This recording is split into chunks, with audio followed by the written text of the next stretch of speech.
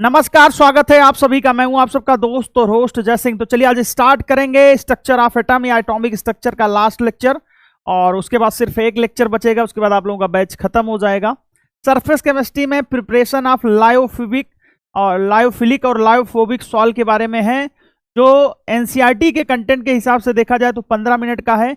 लेकिन उससे पहले मैं आपको टाइप्स ऑफ क्लासिफिकेशन भी बता दूंगा कि सॉल्ट कितने टाइप्स होते हैं। उससे पहले ये भी बता दूंगा कि कॉल क्या है, कोलाइड्स क्या है, यानी कि सारी चीजें मैं डिटेल में बता दूंगा 2 घंटे में। तो वहां पे सिर्फ एक लेक्चर जाएगा। हाँ, आप लोगों का शेड्यूल में 3 लेक्चर दिया था, इसीलिए कि मान लीजिए कि अगर कोई चैप्टर लेट होता है तो जाके कवर हो जाए, ठीक है। लेकिन हमारा कोई टॉपिक लेट हुआ नहीं, हम हमेशा आगे बढ़े रहे हैं, हमेशा हम शेड्यूल से आगे चलते रहें, तो हमें कोई टेंशन वाली बात नहीं है। और एक चीज और याद रखिएगा, बहुत ज्यादा बच्चे पैनिक हो रहे हैं कि सर नया सिलेबस हुआ है, चेंज हुआ है, तो कैसे पता करेंगे। पता करने का सबसे अच्छा तरीका है कि जेई मेन होगा जनवरी में। जब जेई मेन होगा जनवरी में तो देख लीजिएगा जो एडेड टॉपिक हैं उनसे कैसे सवाल आ रहे हैं या कैसे क्वेश्चंस आ रहे हैं, और प्रैक्टिकल से आ भी रहे हैं कि नहीं आ रहे हैं। भाई ये भी जानने वाली जरूरत है ना, सिलेबस में है तो जरूरी नहीं कि उससे क्वेश्चंस आएंगे ही आएंगे, ठीक है भैया। और आ रहे हैं तो किस टाइप के क्वेश्चंस आ रहे हैं, सिर्फ एग्जांपल आ रहे हैं कि प्रैक्टिकल में जो इंस्ट्रूमेंट लग रहा है वो पूछा जा रहा है। तो आप बिल्कुल परेशान ना हो, मैं भी ऑब्जर्व करूंगा। अगर मुझे लगेगा कि एक लेक्चर देना चाहिए प्रैक्टिकल केमिस्ट्री का, अगर लगेगा, वैसे मैंने सफिशियंट पढ़ाया है, नए सिलेबस को देखते हुए अगर लगेगा तो मैं एक वीडियो बीच में कभी भी अपलोड करवा दूंगा, ठीक है ना। तो आपको टेंशन लेने की जरूरत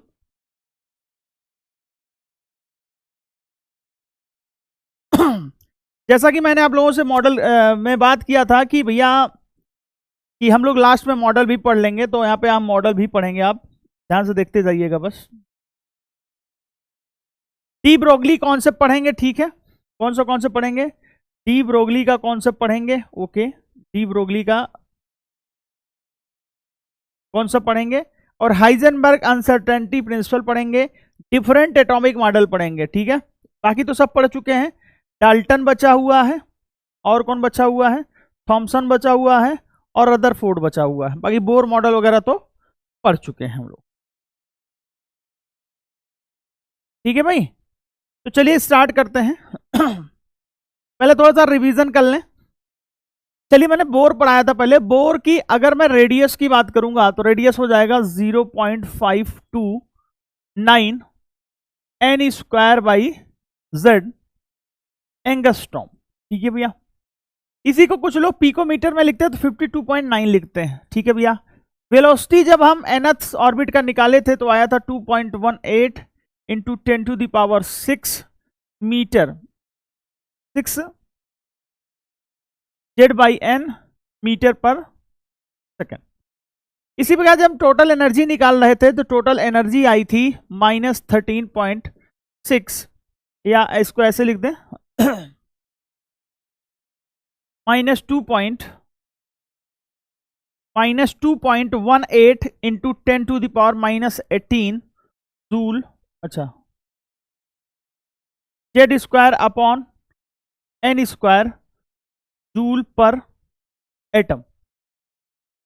एक और तरीका आया था, दूसरी यूनिट में आई थी -13.6 Z square upon N square electron volt per atom, electron volt per atom. एक और टोटल एनर्जी निकालने का फॉर्मूला आया था -1312 ही था, हाँ -1312 था, Z square upon N square, Z square upon N square kilo joule per mole आया था। क्या आया था? किलो जूल पर मोल आया था। टोटल एनर्जी निकालने का एक और फॉर्मूला हमने बताया था -314, ठीक है, -314 Z square upon N square kilo calorie per mole. क्या था? किलो कैलोरी पर मोल आया था, ठीक है भैया। अब ध्यान से समझ लो भाई मेरे, जो हाइड्रोजन स्पेक्ट्रम था उसमें एक ही फॉर्मूला आया था 1/λ equal to R Z square 1/n1 square minus 1/n2 square. अब इससे फ्रीक्वेंसी वेव जो भी चाहिए होगा वो हम निकाल लेंगे, ठीक है भाई, ओके। चलिए इतनी बात समझ में आ गई तो आप लोग बहुत अच्छे बच्चे हैं। दूसरा फॉर्मूला आया था टोटल स्पेक्ट्रल लाइन का, टोटल स्पेक्ट्रल लाइन का अगर nth ऑर्बिट से आ रहा तो n into n minus one by two, n into n minus one by two. ठीक है भैया। मैंने लास्ट क्लास में आप लोगों से वादा किया था कि लास्ट क्लास में मैं हाइड्रोजन स्पेक्ट्रम के बहुत क्वेश्चन नहीं करवा पाया था, तो 2-3 क्वेश्चन मैं यहाँ पे करवा देता हूँ, आप परेशान ना हो। चलिए मैं बोलने वाला था कि find maximum wavelength of third line, नहीं मैक्सिमम बोल दिया ना, maximum wavelength of Paschen series, क्या हो जाएगा, पास्चन सीरीज हो जाए। ठीक है भैया, एक सवाल तो ये है। दूसरा सवाल है फाइंड वेवलेंथ ऑफ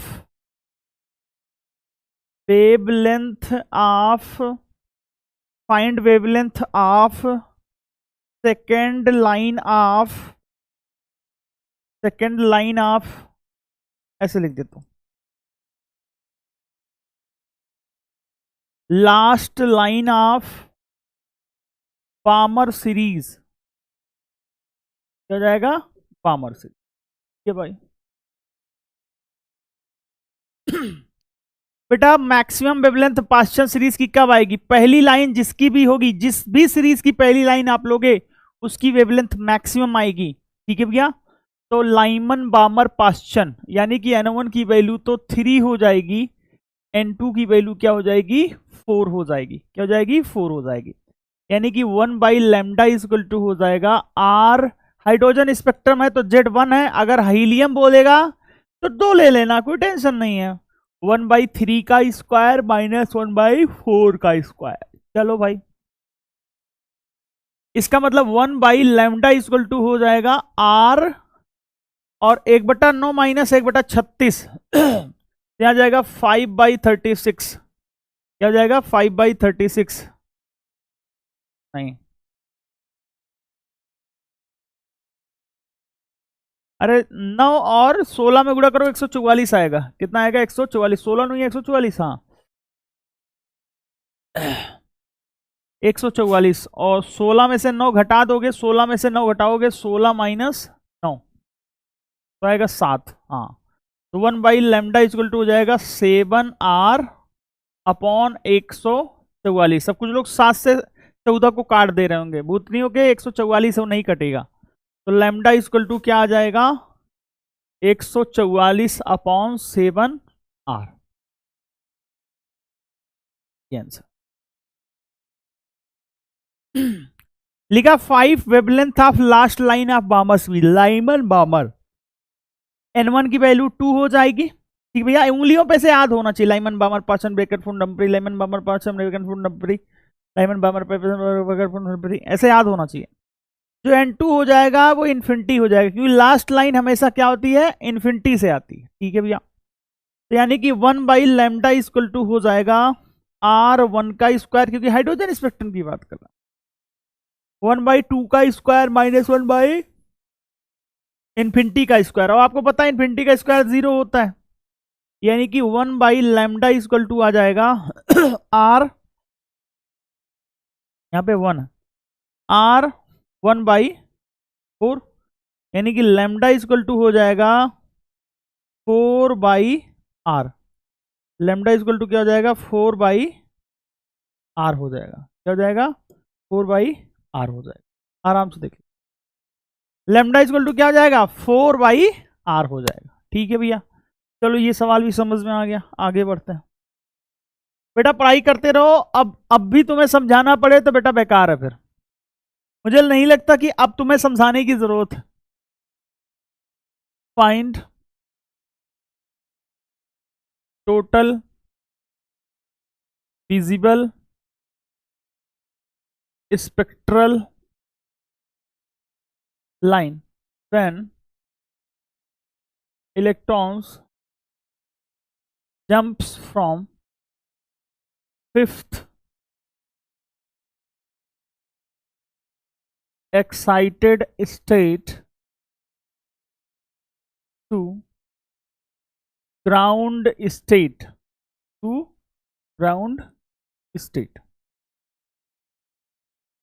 बेटा जब ऐसा सवाल आए ना तो आप ध्यान से समझ लेना, फिफ्थ एक्साइटेड स्टेट में है, यानी कि एन की वैल्यू क्या हो जाएगी 6। कान खोल के सुन लो मेरे भाई, एन की वैल्यू 6 हो जाएगी। मैंने बोला था ना एक्साइटेड स्टेट क्या होता है, ग्राउंड स्टेट के बाद वाले होते हैं, ग्राउंड स्टेट के बाद वाले होते हैं। तो मेरे चेहरे पे थोड़ी झलक दिख रही होगी, तो ये झलक थोड़ा सा दर्द है, पीड़ा है, कष्ट है, जिंदगी में टेंशन है, उसकी वजह से दिखता होगा। ऐसा लग रहा होगा ना बहुत ज़्यादा वो है, तो ये तबीयत खराब है दोस्तों, एडजस्ट करोगे। लेकिन पूरी एनर्जी के साथ पढ़ाऊंगा, आपको लगेगा नहीं कि हाँ यार कोई दिक्कत है। हाँ बट वो जो दिखावे की हंसी होती है ना, वो नहीं कर पाऊंगा जो बाकी लोग करते हैं कि हाँ आगे हंस के पढ़ा रहे हैं। तो बेटा बस आप लोगों को दिखाने का तरीका होता खुश हो कि खुश है। हाँ कंटेंट पे ध्यान दीजिएगा, फिर बाकी हम भी 20-20 में 15-20 मिनट पढ़ाएंगे ना। मैं बोलता ना पढ़ाते पढ़ाते सही हो जाता आदमी, तो मैं भी अच्छा फील करने लगूंगा। ग्राउंड स्टेट से आ रहा है, किस पे आ रहा है, ग्राउंड स्टेट में आ रहा है। तुम्हें चाहिए क्या, विजिबल रीजन चाहिए। तो तुमने कहा यार हटा सावन की घटा, मेरे को क्या फर्क पड़ता कहां आ रहा है, अपने को 2 वाले चाहिए। 2 वाले कैसे बनेंगे, 6 से 2 आ सकता है, 5 से 2 आ सकता है, 4 से 2 आ सकता है, उससे ऊपर नहीं आ सकता जब 6 से आ ही रहा है, और 3 से 2 आ सकता है। अब इनको कैलकुलेट कर लो, 4 स्पेक्ट्रल लाइन मिलेंगे, 4 स्पेक्ट्रल लाइन मिलेंगे। टोटल स्पेक्ट्रल लाइन कितनी हो जाएगी, 4। कौन सी, जो विजुअल रीजन में है, जो विजुअल रीजन में है भाई, जो विजुअल रीजन में। अगर मैं तुमसे पूछ लेता कि बताओ कितने आईआर वाले हैं, कितने इंफ्रारेड वाले हैं, तो बेटा वो सभी आपको काउंट करने पड़ते जो 3-4 में आ रहे हैं, जो 3-4-5 में आ रहे हैं, सभी को आपको काउंट करना। चलिए भाई,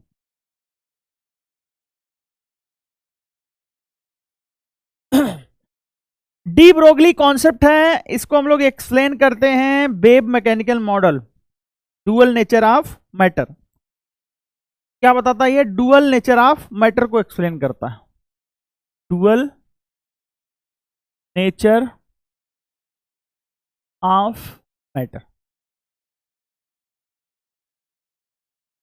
ठीक है भैया, बहुत संक्षिप्त सी बात बताऊंगा इसमें कि डी ब्रोगली ने कहा कि यार देखो, जो भी तुम्हारा वेवलेंथ है ना, जिस भी पार्टिकल की तुम बात कर रहे हो, उसका जो वेवलेंथ है वो इनवर्सली प्रोपोर्शनल किसके होगा, मोमेंटम के होगा। किसके होगा, मोमेंटम के होगा। ठीक है भैया, ये डी ब्रोगली ने कहा, मैंने नहीं कहा।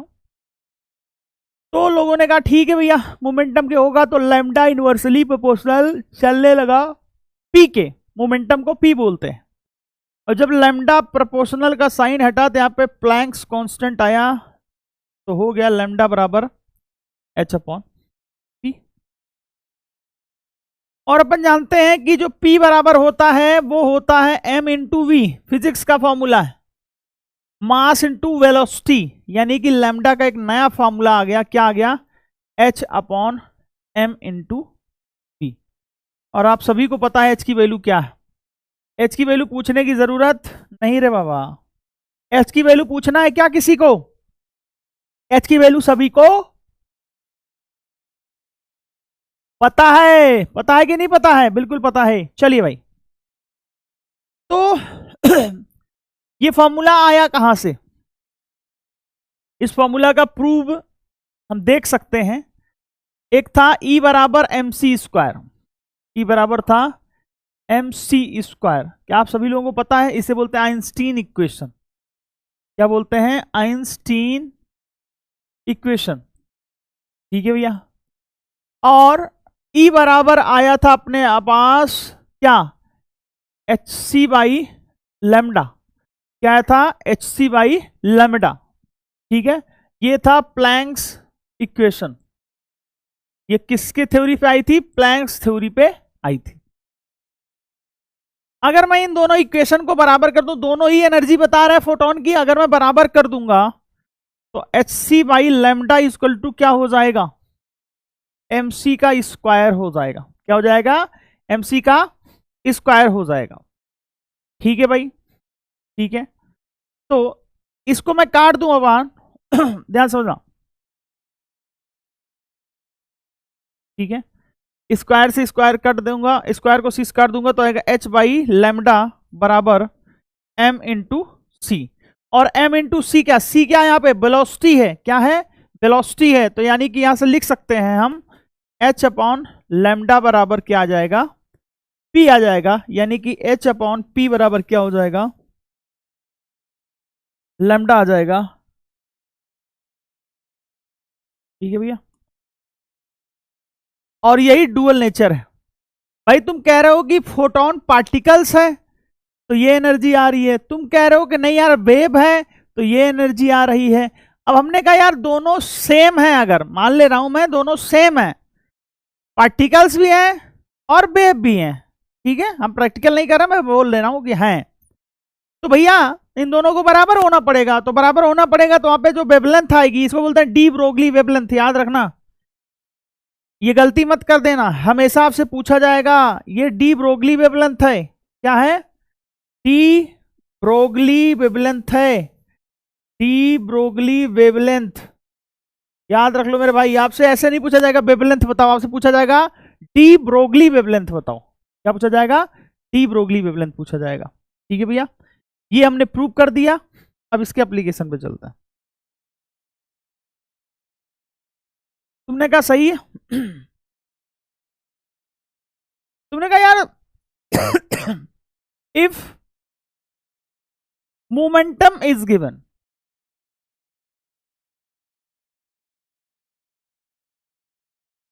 तो जो लैम्डा है वो एच अपॉन पी हो जाएगा, सही बात। दूसरी बात, if velocity is given,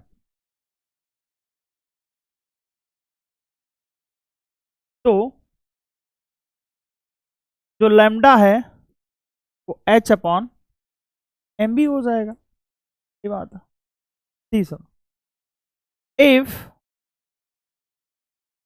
kinetic energy is given, तो जरूरी नहीं है ना कि मोमेंटम ही गिवन हो, मास ही गिवन हो, velocity given, kinetic energy is given, तो बेटा काइनेटिक एनर्जी बराबर क्या होता है, ध्यान से समझना, डिराइव करके बता रहा हूं, लोग डायरेक्ट रटवा देते हैं।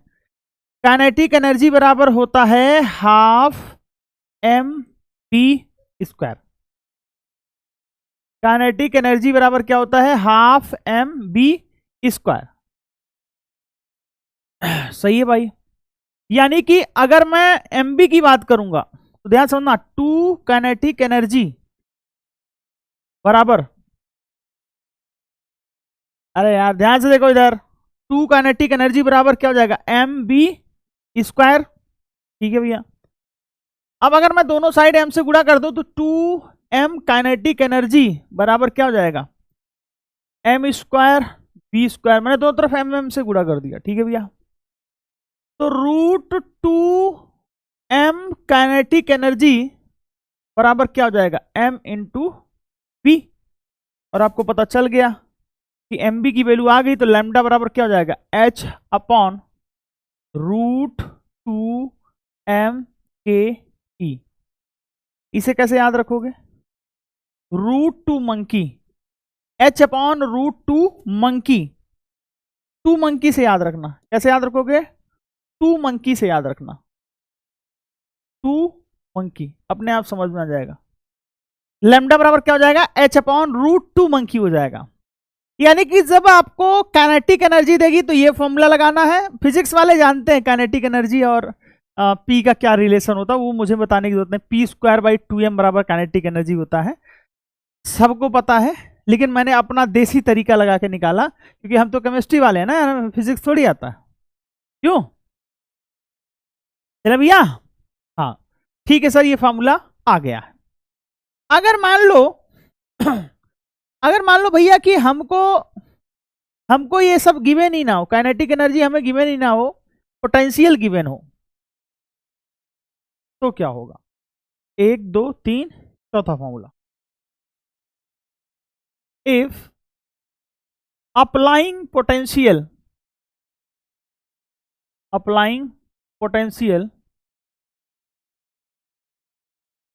Is given. तो बेटा जो काइनेटिक एनर्जी होती है तो वो चेंज हो जाएगी क्या, Q इंटू बी। Q क्या है, चार्ज है। किसी चार्ज को आप ले जा रहे हो जितने पोटेंशियल में, ये क्या है, चार्ज है। ये क्या है, पोटेंशियल है। किसमें गिवन रहेगा, वोल्ट में। किसमें गिवन रहेगा, वोल्ट में। ठीक है भैया, तो यानी कि लैम्डा का जो फॉर्मूला बनने वाला है, लैम्डा का फॉर्मूला बन जाएगा H upon root 2m QV। क्या हो जाएगा, QV। Q क्या है, चार्ज। Q क्या मेरे भाई, चार्ज है। Q क्या है, चार्ज है मेरे भाई। ठीक है, अगर यही मैं इलेक्ट्रॉन के लिए लगाना चाहूंगा तो लैम्डा इलेक्ट्रॉन अगर मैं लिखना चाहूंगा, ध्यान से समझना, H की वैल्यू पता है, इलेक्ट्रॉन का मास पता है, इलेक्ट्रॉन का चार्ज पता है, पोटेंशियल अगर पता चल जाएगा तो निकाल लेंगे। तो इसे हम डायरेक्ट लिख सकते हैं क्या, root 150 upon V angstrom. Root 150 upon V angstrom कैसे आया, कैलकुलेट करके। ठीक है भैया, और लैम्डा इलेक्ट्रॉन को आप ऐसे भी लिख सकते हो, कैसे, रूट 150 की वैल्यू लिख दो, लैम्डा इलेक्ट्रॉन बराबर हो जाएगा 12.25 अपॉन रूट V एंगस्ट्रॉम। ठीक है भैया,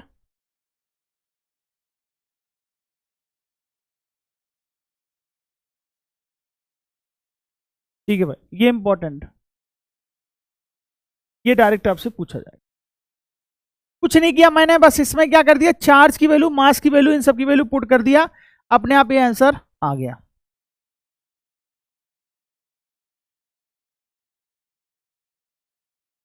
एक डेविसन जर्मर एक्सपेरिमेंट होता है, वो हमारे सिलेबस में नहीं है, वो हम लोग फिजिक्स वाले पढ़ाते हैं। ठीक है भैया,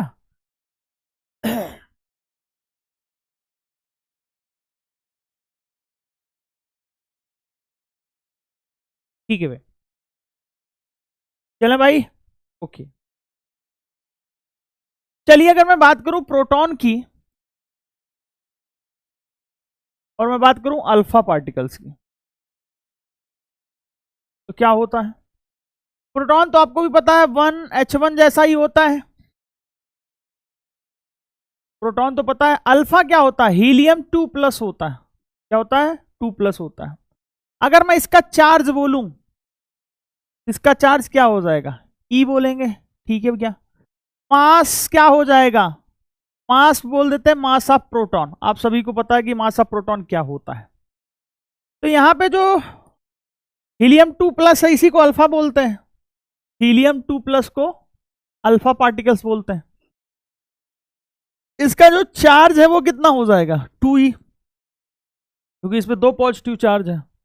इसका मास कितना हो जाएगा, बेटा हीलियम में कितने प्रोटॉन होते हैं, 4 प्रोटॉन होते हैं। हीलियम में कितने प्रोटॉन होते हैं, 4 प्रोटॉन होते हैं। क्यों, हीलियम में कितने प्रोटॉन होते हैं, बताओ भाई, 2 की 4,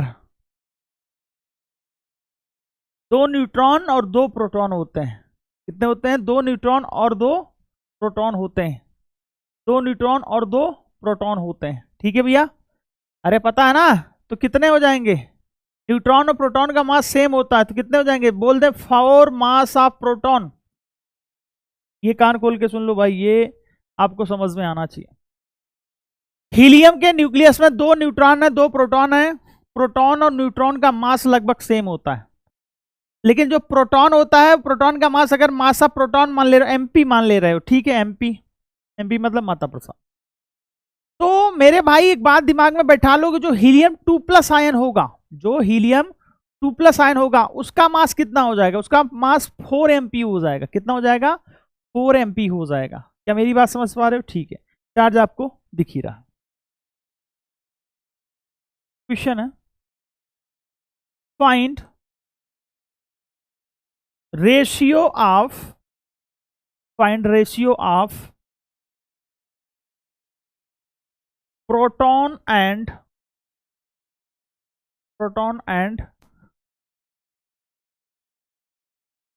find ratio of de Broglie wavelength of alpha particle, ऐसे लिख दो, proton and alpha particle, proton and alpha particles, proton and alpha particle when when momentum is same।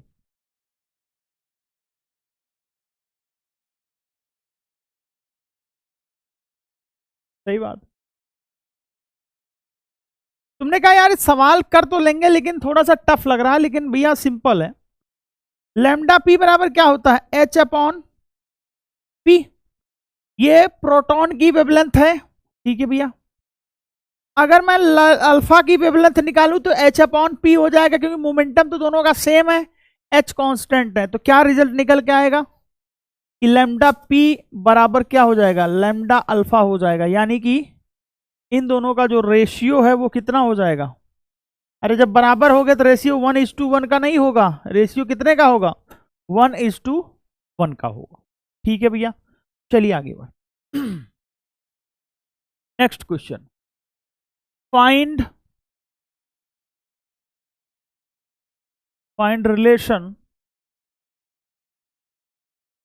Relation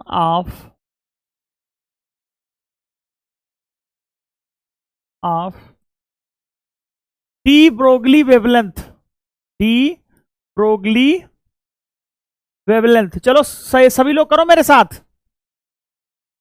शुरू करो लिखना। De Broglie wavelength of proton and alpha, when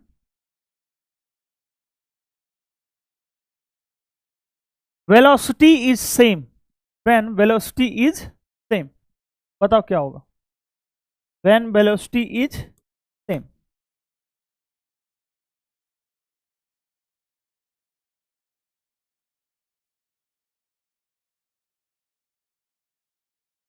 दूसरा है when kinetic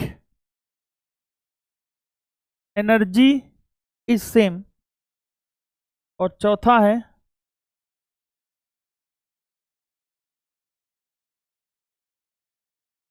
potential is same.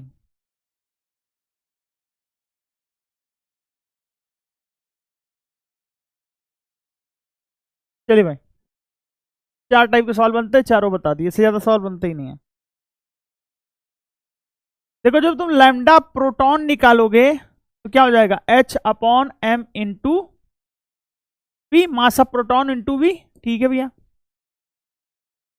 जब तुम lambda alpha निकालोगे तो क्या हो जाएगा, H upon mass of alpha into V. ठीक है भैया। यानी कि lambda proton upon lambda alpha अगर हम करें तो मेरे भाई मास ऑफ अल्फा, क्योंकि ये तो दोनों सेम है, मास of alpha upon mass of proton हो जाएगा। और मास ऑफ अल्फा क्या होता है, 4 मास ऑफ प्रोटॉन के बराबर होता है। डिवाइड कर दो तो कितना आ जाएगा, 4/1 आ जाएगा। तो इसका आंसर क्या हो जाएगा, 4:1 हो जाएगा। क्या हो जाएगा, 4:1 हो जाएगा। रिलेशन पूछा है तो लैम्डा प्रोटॉन बराबर क्या हो जाएगा, 4 लैम्डा अल्फा हो जाएगा। क्या हो जाएगा, 4 लैम्डा अल्फा हो जाएगा। कितने लोगों को समझ में आया भाई बताओ, मेरे साथ कर रहे हो ना तुम लोग, करते जाओ बेटा। अब लास्ट लेक्चर है, अब भी समझाना पड़ेगा, क्या करो फटाक से, और बकैती कम किया करो तुम लोग थोड़ा सा, ठीक है ना। चलिए भाई, जो गिवन होगा वही फॉर्मूला लगाओगे, ऐसा नहीं कुछ भी लगाओगे। H upon √2 mass of proton kinetic energy. ठीक है भैया।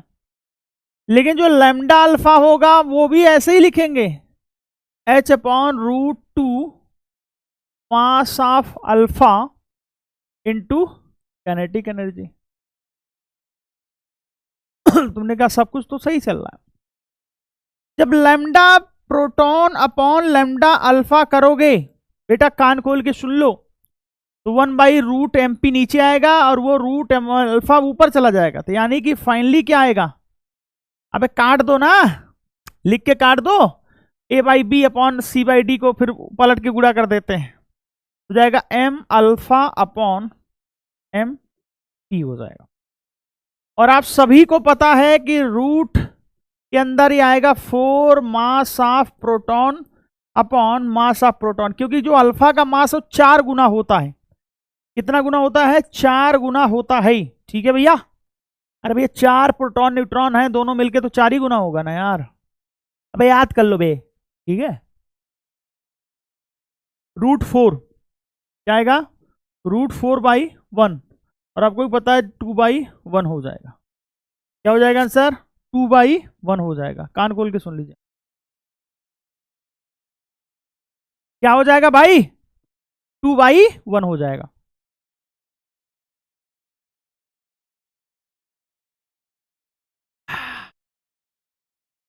चलो भैया,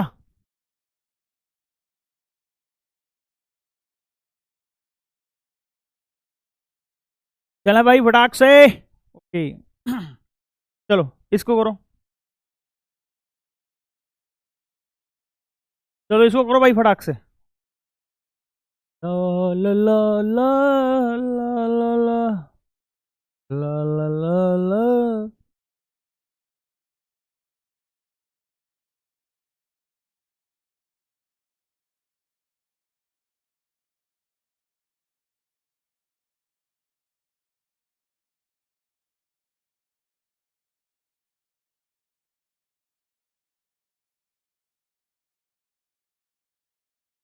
चलो मैं कर दे रहा हूं, तुम्हारे पास का नहीं। लैम्डा प्रोटॉन बराबर लिखोगे H अपॉन पोटेंशियल है ना, तो ऐसे लिखोगे √2 mass of proton charge of proton into V. ठीक है भाई, यहां पे जो लैम्डा अल्फा लिखोगे वो ऐसे लिखोगे H upon √2 mass of alpha charge of alpha into B. Okay, तो lambda P upon lambda alpha करोगे तो अंडर रूट में क्या आएगा, ये नीचे हो जाएगा, वो ऊपर चला जाएगा, 2 से 2 कट जाएगा, 20 भी कट जाएगा, एच से एच कट जाएगा, ठीक है सब कट जाएगा। तो क्या हो जाएगा, मास of alpha charge of alpha upon mass of proton charge of proton. ठीक है भाई, और ये भी आपको पता है कि 4 मास ऑफ प्रोटॉन के बराबर होता है, और ये 2 ई के बराबर होगा अबे 2 + ई है ना बे, क्या है, 2 + ई है, 2 + ई है। ठीक है भैया, ये देखो, okay sir, upon mass of proton into E हो जाएगा, तो काट दो, क्या जाएगा, √8/1 हो जाएगा। तो आंसर क्या जाएगा, 2√2/1। याद रखना, ये जो न्यूमेरिकल हैं ये आने वाले समय में तुमसे इक्वेशन में पूछे जाएंगे, इक्वेशन बना के पूछेगा कि कहेगा if potential applied potential is same then find ratio of proton and alpha, then बताइए कि क्या होगा, ये वो XYZ। ठीक है ना भैया चले बाबू, चलेगा, चलिए फिर कुछ मॉडल्स भी पढ़ेंगे हम लोग। ठीक है ना, मॉडल्स में रदरफोर्ड मॉडल तो ऐसे ही ये बकवास है, लेकिन फिर भी लिख दिया मैंने। ओके,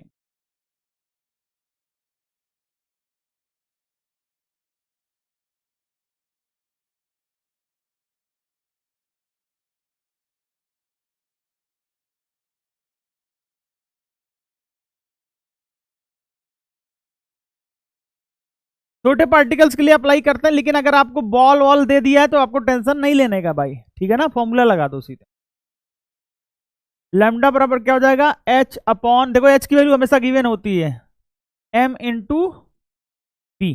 ठीक है भैया, ठीक है भैया, जूल में है तो उसको किलोग्राम में रखना।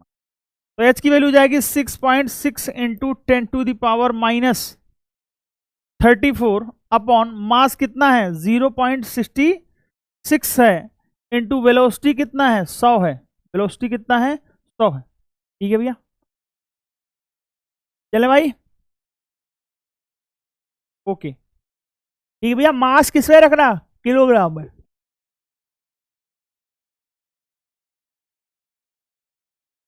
तो उससे गुणा कर दो, क्या हो जाएगा 66 हो जाएगा। 6.6 इंटू 10⁻34 अपॉन 66 इंटू 66 हो जाएगा। ये उड़ा दो 1/10 हो जाएगा, यानी कि क्या हो जाएगा 1 इंटू 10⁻35।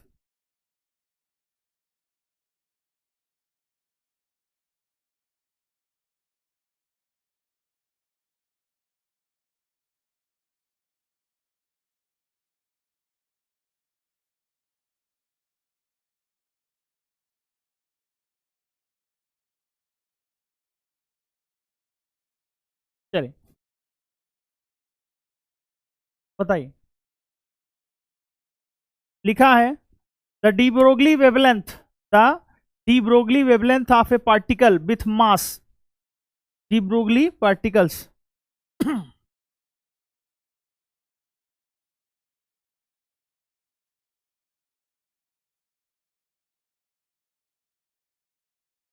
चलिए भाई सवाल कीजिए फटाक से।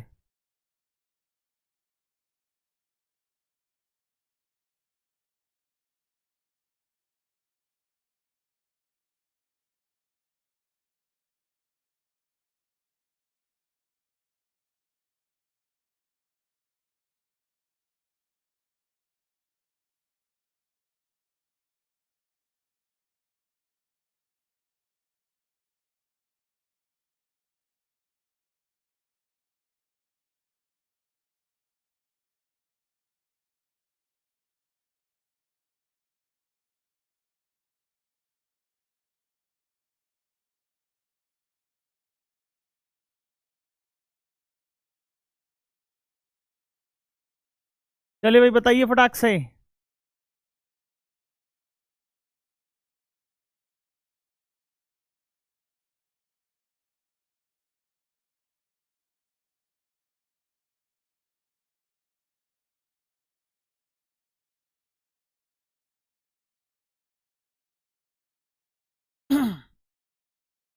चलिए, लैम्डा बराबर क्या हो जाएगा h upon m into V, और जो मास है ना वो किस में रखोगे, किलोग्राम में। जो वेलोसिटी है वो किस में रखोगे, मीटर पर सेकंड में। तो बेटा 1 ग्राम है, यानी कि 10⁻³ किलोग्राम हो जाएगा। ठीक है भैया, तो लैम्डा बराबर हो जाएगा, एच की वैल्यू नहीं दे रखी है, कोई बात नहीं, 6.63 ले लो इंटू 10⁻34 ले लो। कुछ लोग सोचेंगे 6.62 होता है। अरे ठीक है भैया, जैसा देश वैसा भेस, ठीक है ना। मास कितना है 10⁻³ है, वेलोसिटी कितना है 100 है। अब ध्यान से समझो, हो जाएगा 6.63 इंटू 10⁻34, ओके। 10⁻⁻1 आएगा 6.63 इंटू 10⁻⁻33, क्योंकि ये कट जाएंगे, तो आंसर ये हो जाएगा।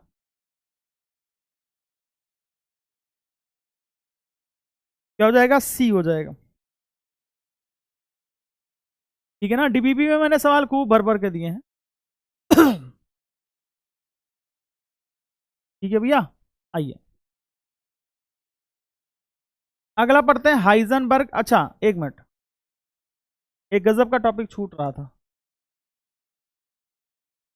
बोर मॉडल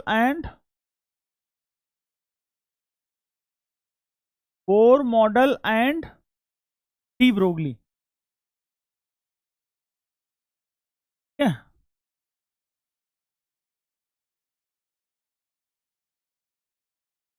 डी ब्रोगली ने बोला था कि M B R equal to जो होता है वो एन एच अपॉन 2 पाई होता है। ठीक है, डी ब्रोगली ने बोला कि लैम्डा बराबर जो होता है वो एच अपॉन एम बी होता है।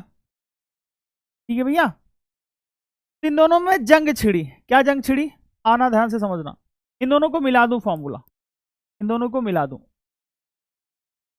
तो इसको इधर ले जाता हूं, तो 2 पाई आर इक्वल टू क्या हो जाएगा, N H upon m into p हो जाएगा। अब h अपॉन एम बी आप पुट कर दू तो 2 पाई r इक्वल टू क्या हो जाएगा, n इंटू लेमडा हो जाएगा। 2 पाई r इक्वल टू क्या हो जाएगा, n इंटू लेमडा हो जाएगा। 2 पाई r क्या होता है, सरकमफरेंस होता है, सरकमफरेंस होता है। यानी कि यानी कि ये इक्वेशन बताता है कि कितने वेव बनेंगे। जैसे इलेक्ट्रॉन गोलाकार है, इलेक्ट्रॉन कैसा रिवॉल्व कर रहा है, इलेक्ट्रॉन रिवॉल्व कर रहा है गोले में, इसमें गोले में। इलेक्ट्रॉन किस में रिवॉल्व कर रहा है, गोले में। अब तुमको लग रहा होगा ना कि इलेक्ट्रॉन ऐसे ऐसे गोला गोले में जाता, नहीं, तो इलेक्ट्रॉन वेव फॉर्म में जाता है। कैसे, वेव फॉर्म में।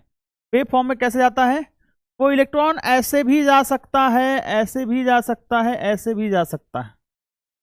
नहीं समझे, अरे बात समझ में आई क्या?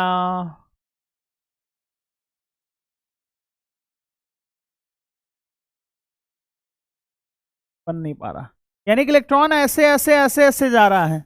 ये बताता है कि जिस जिस क्वांटम नंबर में होगा उतने ही, जिस क्वांटम नंबर में होगा उतने ही वेव फॉर्म होंगे, उतने वेव फॉर्म होंगे। तुमने कहा मतलब, तुमने कहा मतलब, हमने कहा जैसे ये n इक्वल टू 3 है तो कितने वेव फॉर्म होंगे, 3 वेव फॉर्म होंगे। कैसे, चलो कोशिश करते हैं बनाने की।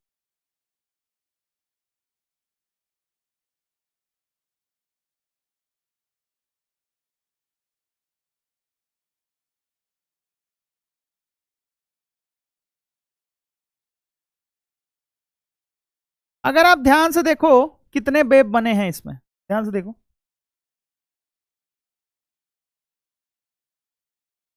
यहां से लेके यहां तक एक वेव है इसको क्या बोलेंगे, इसकी डिस्टेंस क्या बोलेंगे,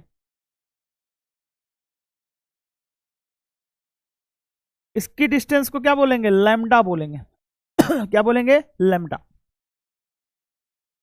यहां भी तो एक वेव बना है, इसकी भी डिस्टेंस को क्या बोलेंगे, इसकी भी डिस्टेंस को क्या बोलेंगे, लैम्डा बोलेंगे। और इसकी भी डिस्टेंस को क्या बोलेंगे, लैम्डा बोलेंगे। अगर आप ध्यान से देखो तो ये जो 2 पाई आर होता है, ये जो हमने इतना बड़ा बड़ा बना दिया, इतना बड़ा नहीं निकलता, हल्का फुल्का ऊपर नीचे से जाता है। लेकिन अब हम दिखाने के लिए कैसे बनाएंगे, हम तो ऐसे ही बनाएंगे। तो यानी कि जो 2 पाई आर की लेंथ है, जो 2 पाई आर की लेंथ है वो बराबर किसके होगी, जो 2 पाई आर की लेंथ है वो बराबर होगी 3 लैम्डा के। किसके, 3 लैम्डा के। नहीं समझ में आया? आपसे देके पूछेगा n बराबर 3 में कितने वेव बनेंगे, 3 वेव बनेंगे। n बराबर 4 में कितने वेव बनेंगे, 4 वेव बनेंगे। n बराबर 5 में कितने वेव बनेंगे, 5 वेव बनेंगे। क्योंकि ये प्रूव हो गया, ये प्रूव हो चुका है। तो मैंने n बराबर 3 का बना के दिखा दिया। अब मैं पूछ रहा हूं आपको बताना कि कौन सा सेल है। अब मैं आपको बना के दिखा रहा हूं, 2 बना के दिखा रहा हूं, तो आपसे पूछूंगा कि कौन सा ये सेल है। ठीक है भैया, 2 बना के दिखा रहा हूं और आपसे पूछूंगा कि n की वैल्यू बताओ। ठीक भैया,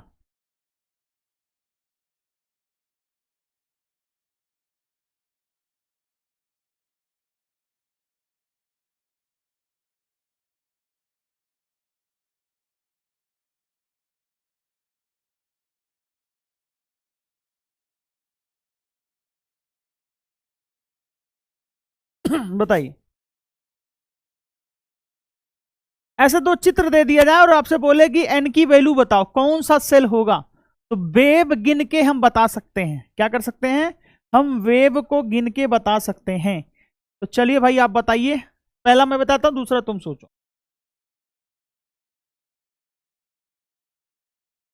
देखा यार, एक वेव ऐसे कैटेगराइज करते हैं तो पता चलेगा कितने वेव हो गए। एक वेव, अरे क्रेस्ट टू क्रेस्ट की डिस्टेंस ही तो लैम्डा है ना।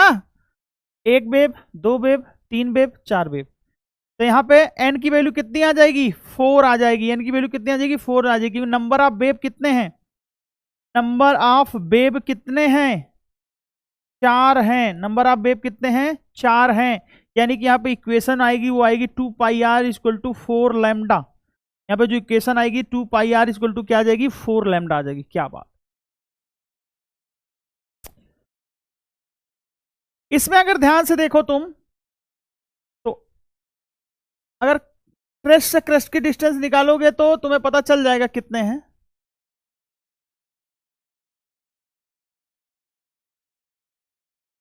ठीक है, तो 1 2 3 4 5 कितने हैं, यानी कि नंबर ऑफ वेव जितने होंगे, नंबर ऑफ वेव कितने हैं, 5 हैं। तो सेल कौन सा होगा, तो सेल कौन सा होगा, पांचवा सेल होगा। सेल कौन सा होगा, पांचवा होगा, यानी कि एन की वैल्यू कितनी आएगी, 5 आएगी। और जो रिलेशन आएगा 2 pi R equal to 5 lambda हो जाएगा। इससे ज्यादा कभी ना पूछा गया है, न कभी पूछा जाएगा। आपसे पूछ लेगा कितना वेव बनेगा, पहला सवाल। दूसरा चित्र देके पूछेगा रिलेशन क्या है। तीसरा चित्र देके पूछेगा कि कौन सा सेल है। तो वेव गिन के तुम्हें बताना होगा। क्या करना होगा, वेव गिन के तुम्हें बताना होगा। खत्म हो गया, प्रूव हो गया।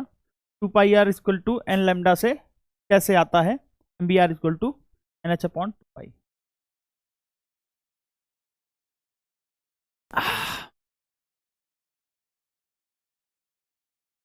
आइए ध्यान से समझ।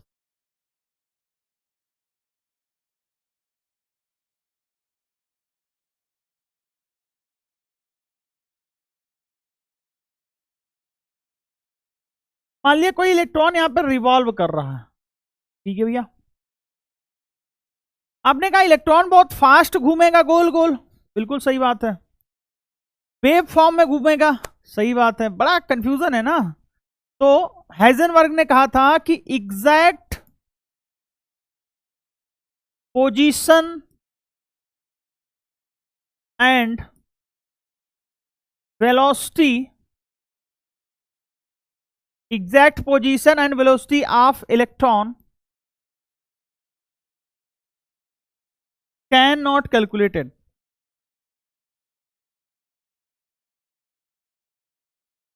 Some uncertainty occurs in position and velocity of electron. क्योंकि जब आप इलेक्ट्रॉन की वेलोसिटी निकालोगे तो पोजीशन चेंज होता रहेगा। और जब आप पोजीशन निकालोगे बेटा, तो ध्यान से समझो, अगर तुमने सोचा कि इलेक्ट्रॉन यहां है, इसकी पोजीशन निकालते हैं, तो कुछ देर बाद पोजीशन यहां हो जाएगा। यहां पे वेलोसिटी जो है निकालने की कोशिश करोगे, पोजीशन चेंज हो जाएगा। यानी कि तुम्हें क्या करना है, वो रिवॉल्व करता रहे। तो कह रहा है, क्या कान खोल के सुन लीजिए, कि आप किसी भी इलेक्ट्रॉन की एग्जैक्ट वेलोसिटी, एग्जैक्ट पोजीशन नहीं निकाल सकते। जैसे कोई बच्चा है घूम रहा है, ठीक है भैया, अलग अलग सेल में अलग अलग वेलोसिटी होती है, अलग अलग डायरेक्शन में। बात समझ रहे हो नहीं समझ? ये जब वेव फॉर्म में चल रहा है तो इसकी वेलोसिटी भी तो डिफरेंट होगी ना। तो बच्चे को पकड़ पाना और उसकी वेलोसिटी पता करवाना मुश्किल है। उसी प्रकार मेरे भाई, मेरे बंधु, आपको किसी भी इलेक्ट्रॉन की एग्जैक्ट पोजीशन, वेलोसिटी निकालने में तकलीफ होगी। तो हाइजेनबर्ग ने एक इक्वेशन दिया कि delta X into delta P. अच्छा, मैंने वेलोसिटी लिख दिया। वेलोसिटी से कुछ लोग गुस्सा हो रहे होंगे, इसे आप मोमेंटम भी लिख दो, कोई टेंशन नहीं। ठीक है ना। मोमेंटम क्या होता है, मास इंटू वेलोसिटी। क्या होता है, मास इंटू वेलोसिटी। ठीक है, तो delta X into delta P greater than equal to H upon 4 pi. ये किसने दिया है, ये दिया है मेरे भाई हाइजेनबर्ग ने। किसने दिया है, हाइजेनबर्ग ने दिया। ठीक है भाई, लेकिन हम क्या यूज करेंगे न्यूमेरिकल में, हम लोग यूज करेंगे delta X into delta P equal to H upon 4 pi. सही बात है। ग्रेटर देन इक्वल टू का साइन नहीं यूज करेंगे हम लोग, ये यूज करेंगे फॉर न्यूमेरिकल।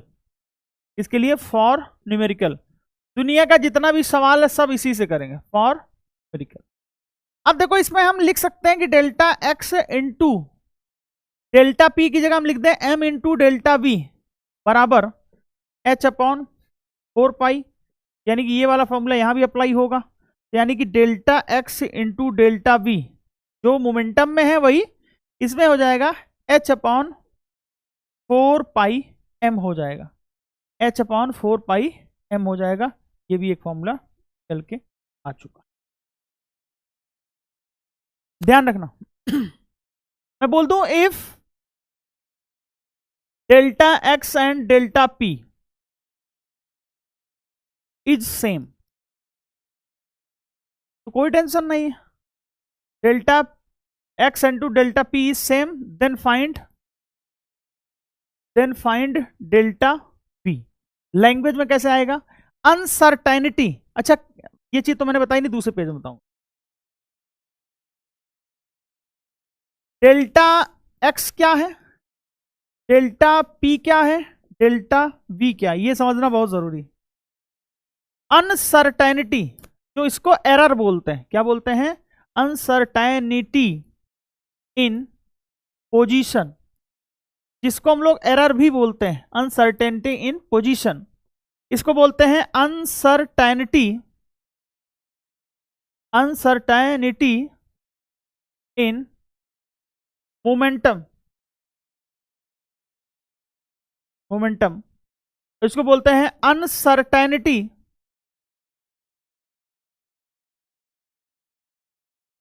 In velocities.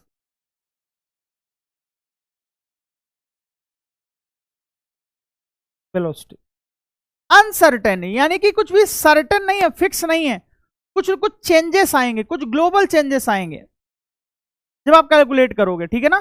तो ये आप डिफिनीशन कह रहा हूं, डिफिनीशन तो पीछे देख लिया, फार्मूला देख लो, और ये है क्या वो देख लो, ठीक है ना। एक गजब का गहरा रिलेशन होता है कि if find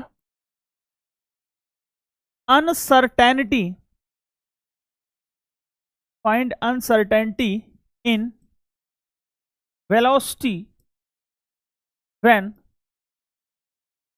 uncertainty in position and momentum is same।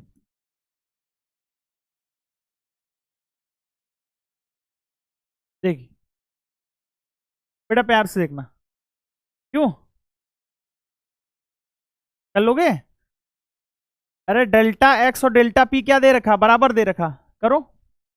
Delta x और डेल्टा पी क्या दे रखा है? बराबर दे रखा, ठीक है ना। इसमें सवाल आए नहीं है बहुत ज्यादा, बहुत कम यूजफुल थ्योरी, लेकिन ठीक है, हम सब पढ़ेंगे। किसी का कोई भरोसा नहीं कब आ जाए, क्या पता नीट 2024 में ही आ जाए, ठीक है ना। तो अच्छे से पढ़ो, मन लगा के पढ़ो भैया।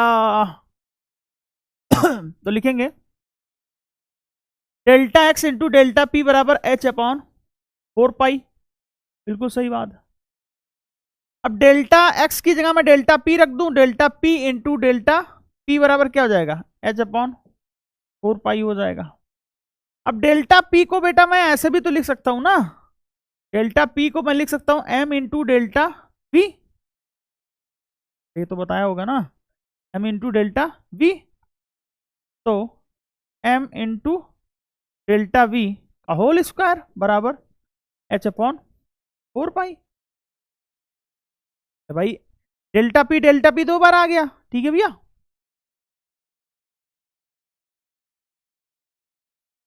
तो m डेल्टा वी बराबर क्या हो जाएगा? √h/4π, दोनों तरफ रूट ले लिया, तो डेल्टा वी बराबर क्या हो जाएगा? 1/m, अरे भाई m को उधर भेज दिया, h/4π। यहां से 4 बाहर आ सकता है, तो डेल्टा वी बराबर क्या हो जाएगा? 1/2m √h/π। ऐसा कोई एग्जाम नहीं है जब ये पूछा ना गया हो। Very very very very important. Uncertainty में जो पूछा जाएगा वो यही पूछा जाएगा। अगर नीट 2024 में पूछा जाएगा ना, तो ध्यान रखना यही पूछा जाएगा, नहीं तो नहीं पूछा जाएगा। नीट 2024 में अगर कुछ पूछा जाएगा हाइजेनबर्ग से, तो यही पूछा जाएगा, नहीं तो कुछ नहीं पूछा जाएगा, क्योंकि पूछने लायक कुछ और है भी नहीं, पूछने लायक और इसमें कुछ है भी नहीं। खत्म हो गया। हल कर,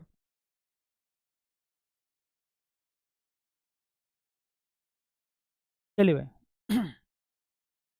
अभी हमने कराया था कि if uncertainty in position and momentum are equal then uncertainty in velocity क्या हो जाएगा?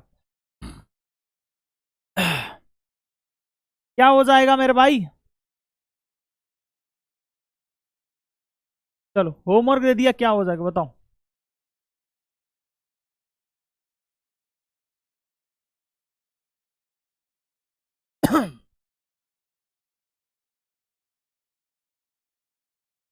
The measurement of electron position is associated with an uncertainty in momentum which is equal to इतना, ठीक है।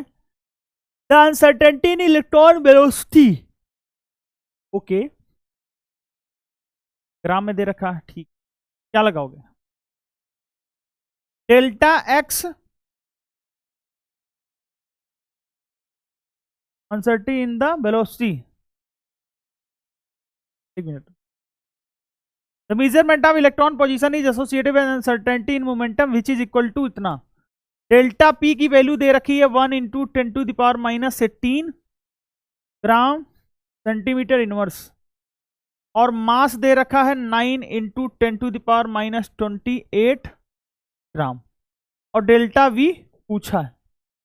तो बेटा ये तो वही बात हो गई ना, सब कुछ दिया है, बस गुणा भाग करना है, सब कुछ दिया है। तो डेल्टा पी बराबर क्या होता है? M into delta V. तो डेल्टा वी निकालना है तो डेल्टा पी अपॉन एम कर दो। तो डेल्टा पी कितना है? 1 इंटू 10⁻18 अपॉन, ये भी ग्राम सेंटीमीटर इनवर्स में है, ठीक है ना, अपॉन 9 इंटू 10⁻28 ग्राम में है, ग्राम से ग्राम कट गया, 1/9 हो गया, इंटू 10⁻28 ऊपर गया तो क्या हो जाएगा? 10⁻10 क्या हो जाएगा? 10⁻10 हो जाएगा, ठीक है भैया,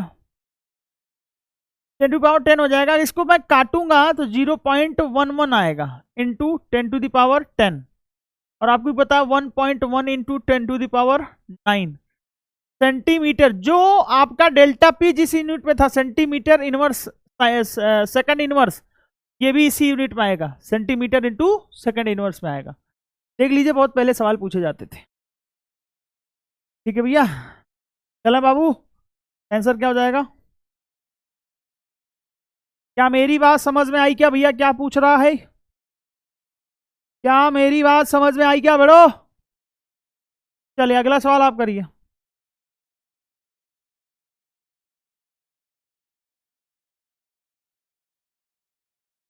The uncertainty involved in the measurement of velocity within a distance of 0.1 angstrom is, अब ये देखो एंगस्ट्रॉम दे रखा है, यानी कि ये डेल्टा एक्स दे रखा है, क्योंकि पोजीशन जो है, जो डिस्टेंस है वही तो एंगस्ट्रॉम में होगा ना, यानी कि delta X into delta we बराबर फॉर्मूला लगेगा H/4 πm। अब निकालना है तुम्हें डेल्टा वी, क्या निकालना? डेल्टा बी निकालना है, ठीक है।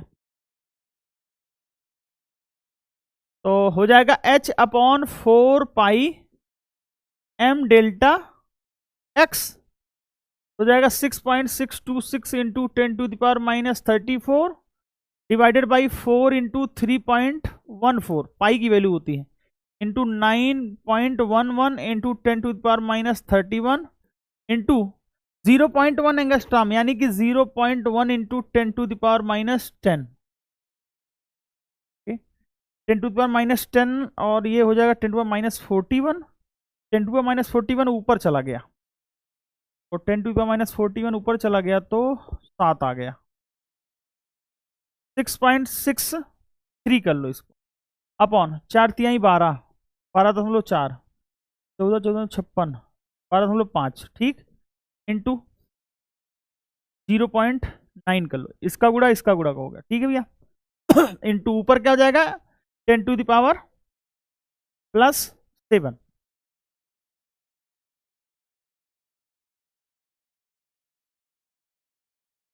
तो कैलकुलेट कर देते हैं।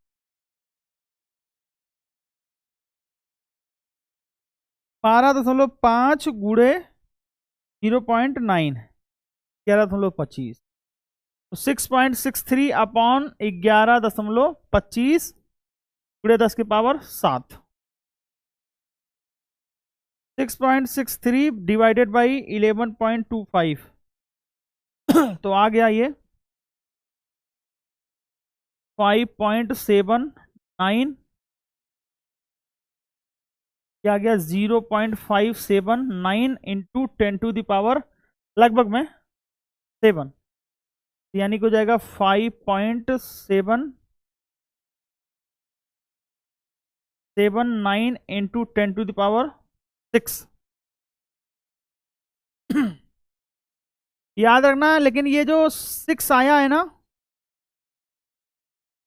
क्या आएगा, जूल, किलोग्राम,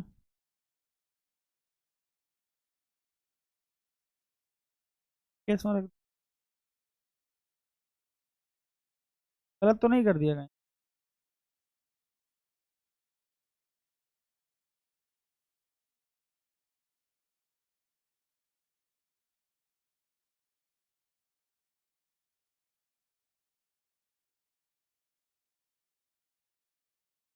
ये मीटर पर सेकंड में आना चाहिए। मीटर सेकंड इनवर्स, हाँ तो ठीक है, इसे लिख सकते हैं 5.79 इंटू 10⁸ 100 से गुणा कर दो। अरे 1 मीटर में 100 मीटर, 100 सेंटीमीटर होता है, सेंटीमीटर सेकंड।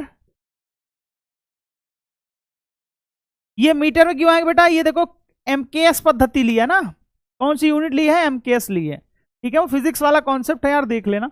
आंसर डी हो जाएगा, मुझे लगता है कि सही होगा।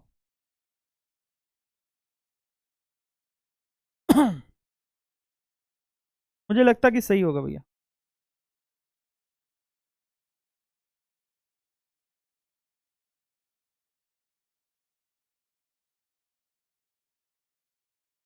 चलो भाई।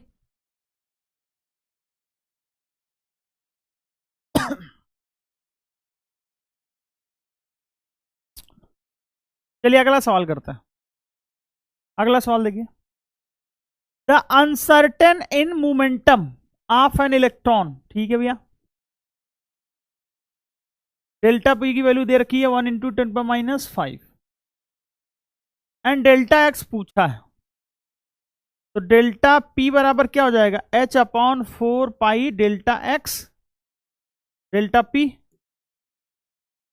6.62 इंटू 10⁻⁻34 सब एम के एस में रहेगा, 4 इंटू 3.14 इंटू डेल्टा पी कितना भैया 1 इंटू 10⁻⁵,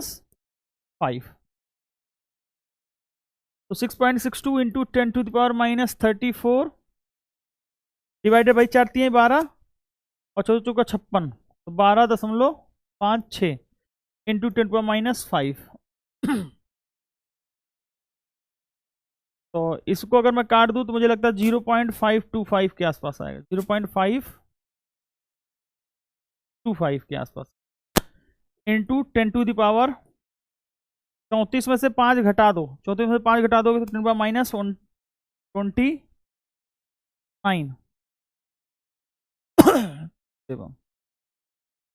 5.27 इंटू 10⁻30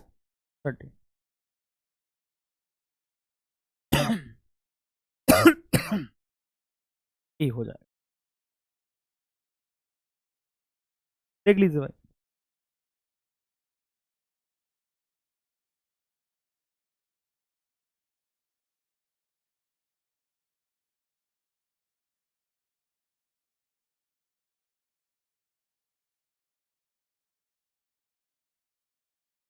ठीक है, डिफरेंट एटॉमिक मॉडल आपको पढ़ने होते हैं, कौन कौन से, एक तो डाल्टन जानना होता है क्या होता है ये, ठीक है ना, जिसे हम लोग some basic concept of chemistry में भी थोड़ा बहुत जाने थे, और दूसरा जानना जरूरी होता है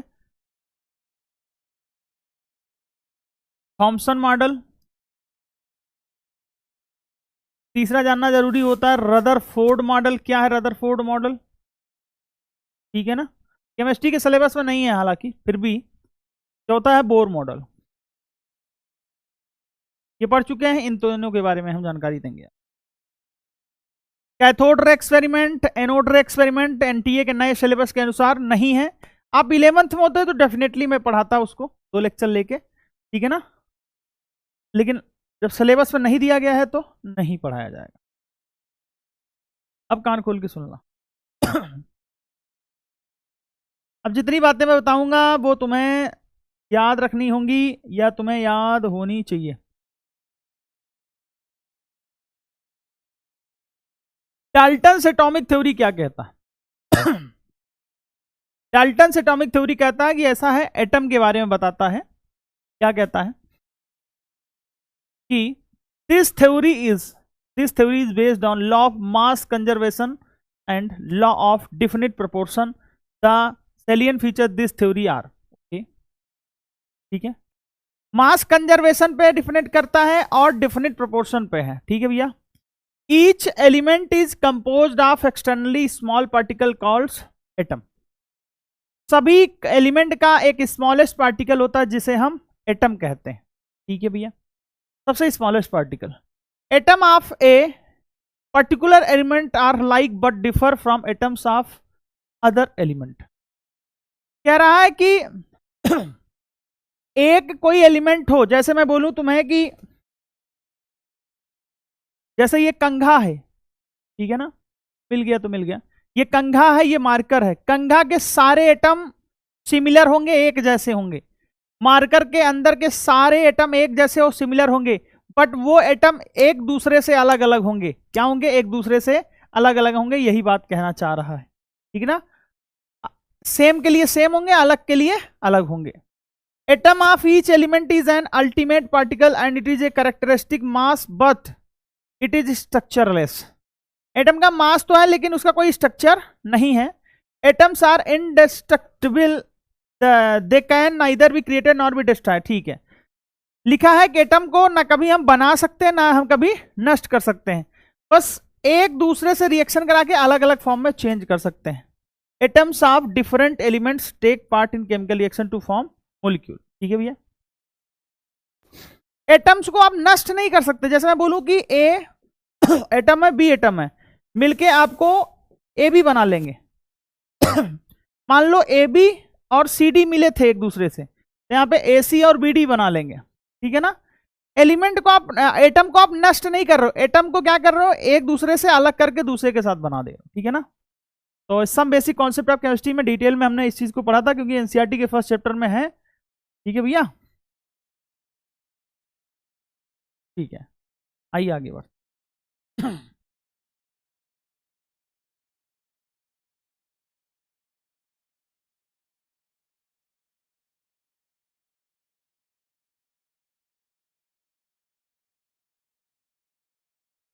ये थॉमसन मॉडल है,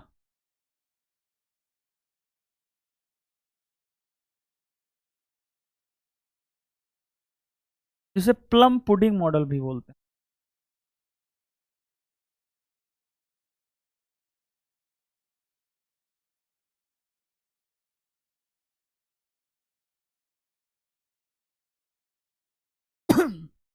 थॉमसन मॉडल को समझने से पहले, यार देखो क्लास 6 से ही पढ़ते आ रहे हैं, इसमें कोई बड़ी बात नहीं है। थॉमसन मॉडल समझने से पहले हम लोग पहले तरबूज, वाटरमेलन समझते हैं। तरबूज पर देखा है, अभी गर्मियों का दिन आएगा जब आप काटोगे तरबूज, काटना तो जानते हो आप, तेज हो काटने में। जब आप काटोगे ऐसे खोलोगे ना, तो उसमें बीज जो होते हैं ना, सीड ब्लैक ब्लैक ऐसे से धसे पड़े होते हैं, बस वही है प्लम पुडिंग मॉडल, खत्म। थॉमसन मॉडल क्या कहता है? Thomson was the first to propose a detailed model of atom. ठीक है, जिसने एटम के बारे में बोला, सारे फेल हो गए, सारे गलत बोले थे, लेकिन ठीक है हम पढ़ते हैं। Thomson propose that an atom consist of a uniform sphere of positive charge. उसने कहा कि पॉजिटिव चार्ज का एक स्फीयर होता है, पॉजिटिव चार्ज का एक स्फीयर होता है। जैसे मैं बैलून ले लूं, तरबूज मिल जाता, लेकिन मैं लाया नहीं, मैंने कहा क्यों बर्बाद करूं तुम लोगों के पीछे पैसा, पढ़ते लिखते हो नहीं, क्या बर्बाद करें। ये एटम है, ठीक है ना, पॉजिटिवली चार्ज्ड है, क्या है, पॉजिटिवली चार्ज है, which the electrons are distributed more or less uniformly, ठीक है ना। कह रहा है यूनिफॉर्मली इलेक्ट्रॉन जो है वो डिस्ट्रीब्यूटेड है, यूनिफॉर्मली मतलब है कि सेम तरीके से, और अनयूनिफॉर्म का मतलब होता है कि हाँ ठीक है, यहां है वहां नहीं है, वहां है यहां नहीं है, सीक्वेंस में नहीं है, ठीक है ना। तो लिखा है Thomson propose that an atom consist of a uniform sphere of a positive charge, positive charge का एक स्फीयर होता है, उसमें इलेक्ट्रॉन धसे होते हैं, खत्म, ठीक है ना। This mode of atom is known as plum pudding, बोला जाता है प्लम पुडिंग मॉडल और रेजिंग पुडिंग मॉडल, रसियन नहीं है, और वाटर मेलन मॉडल, याद रखना ये नाम बहुत फेमस है, आपसे डायरेक्ट पूछा जाएगा किस लॉ को हम लोग प्लम पुडिंग मॉडल कहते हैं, किस लॉ को हम लोग प्लम पुडिंग मॉडल कहते हैं। चले भैया, क्या ड्रॉबैक थे इनके, an important drawback of this model is that mass of atom is considered to be evenly spread over the an atom, जो मास ऑफ एटम है ना वो पूरे एटम में कंसीडर किया था। अरे भाई जबकि पॉजिटिवली चार्ज क्या होते हैं, न्यूक्लियस होते हैं, कोई किसी भी एटम का मास क्या होता है, न्यूक्लियस में होता है, इलेक्ट्रॉन तो रिवॉल्व करते हैं ना, लेकिन इसने क्या बोल दिया था कि पूरे एटम में पॉजिटिव चार्ज है, तो गलत बोल दिया था। It is static model, it does not reflect the movement of electron, इसने इलेक्ट्रॉन का मूवमेंट नहीं बताया था, बस बता दिया था कि लोग हैं, इलेक्ट्रॉन का मूवमेंट का एक्सप्लेनेशन नहीं किया था, ठीक है भैया। चलिए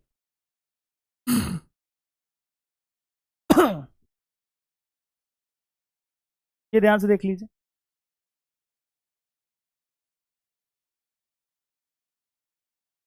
हाँ